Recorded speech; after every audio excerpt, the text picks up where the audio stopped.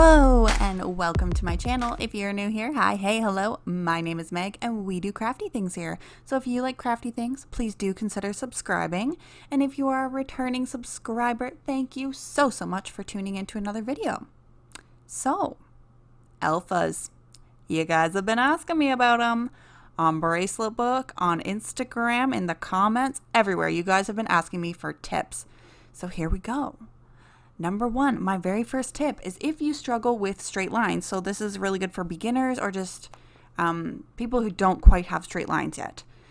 Practice, of course, is going to help. That's always what I'm going to recommend. You guys know that if you've been here before. But starting your bracelet against something straight is going to help even more. So in this case, I have used a toothpick. Not going to be an option for every type of bracelet. You could also use a clipboard with a straight clamp across the top. You could also use a binder clip. I've seen some people use a binder clip with a ruler and they clamp the ruler down against their strings with the binder clip and not against the ruler. I've also seen people use tape. I've used tape a number of times and it works really, really well.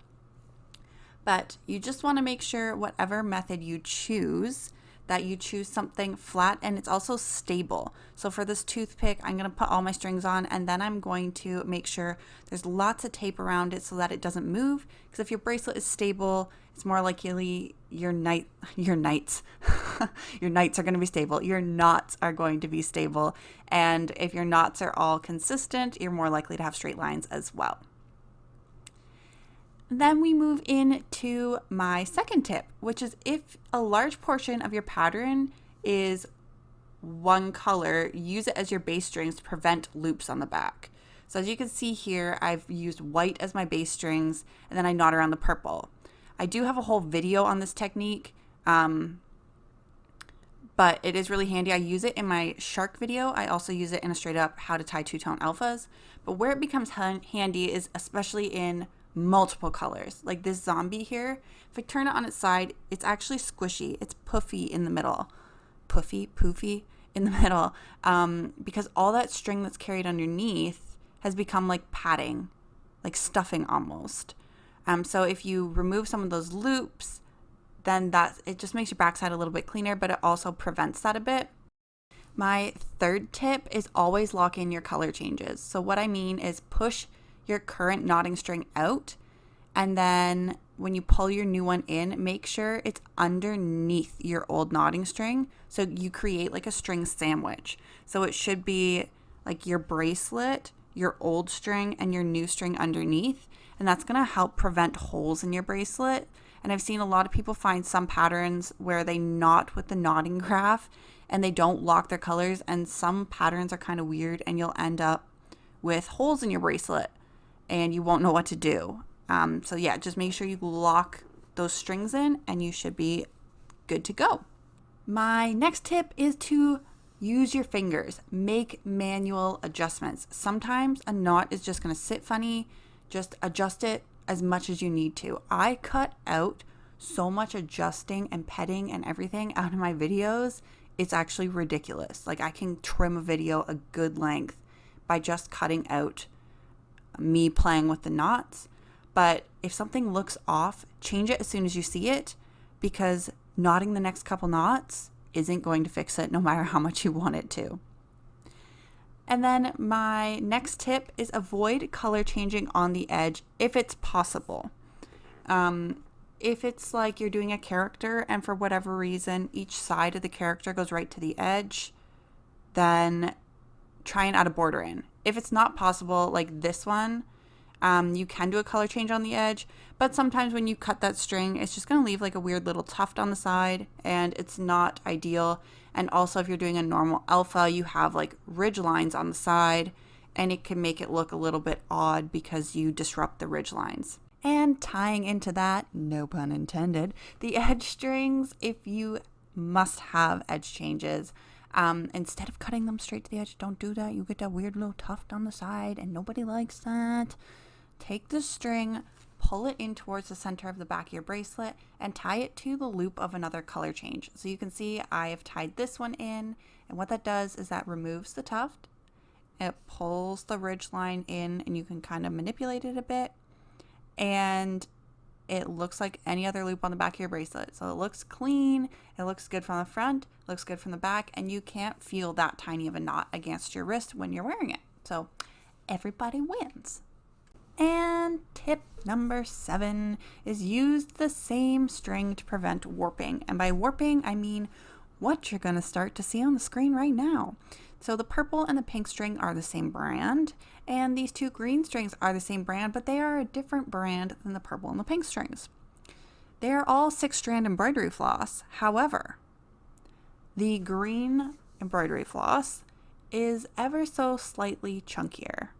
And now that when you have them side by side, you can kind of feel it.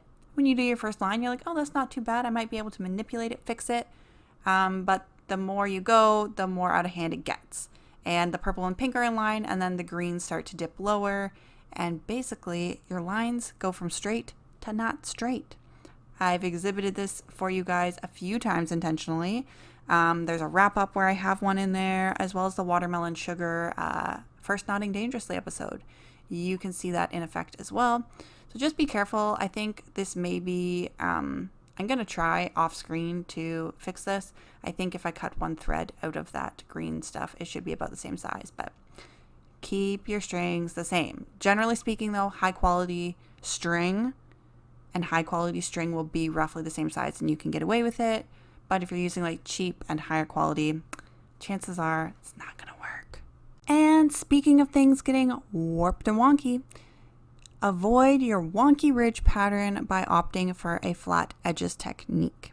So what I mean by that is if you have a lot of color changes on the edge that are unavoidable, i.e. you are making one of these patterns that were all the rage a couple years ago, basically what you're going to do is on the left hand side of your bracelet, you are going to do a backwards forwards knot and then start your next row with a backwards forwards knot.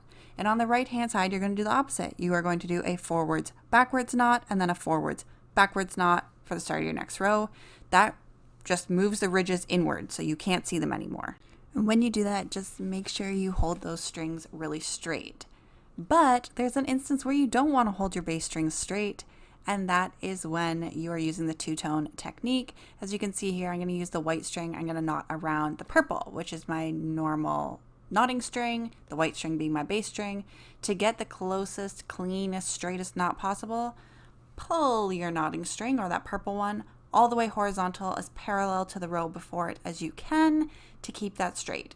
If you're not doing the two-tone method, don't worry about it, but if you are, pro tip for straight lines. And speaking of pulling strings, don't pull too hard in color change. If your bracelet is looking wonky and bumpy and you're like, what the heck happened here? You pulled your strings too hard. Also, bonus tip, don't lock in strings you don't have to. That's what I'm doing right here. I'm taking only the last one. But as you can see, I used this dark green a couple knots before this, and now I'm going to use it here, and I'm going to intentionally pull it really tight. And what happens is I have now sunk my dark green strings underneath the level of the 2 strings in between them. I have pinched the 2 strings together. My string is trying to bring both dark green knots together. And the result is you get all your knots that are in between that, doesn't matter if it's 2, doesn't matter if it's 5, doesn't matter if it's 10, are going to pop up and you're going to get wonky stuff. Nobody wants that. Just don't finish your last knot, pull your string, straighten it back out, and be more careful next time. And that's it for my tips. Hopefully that helped you guys out. If you do need more help though, I know Alex's Innovations as well as Masha Knots just did alpha tip videos not too long ago. If you have questions, leave them in the comments. I'll be more than happy to help. And until next time, bye.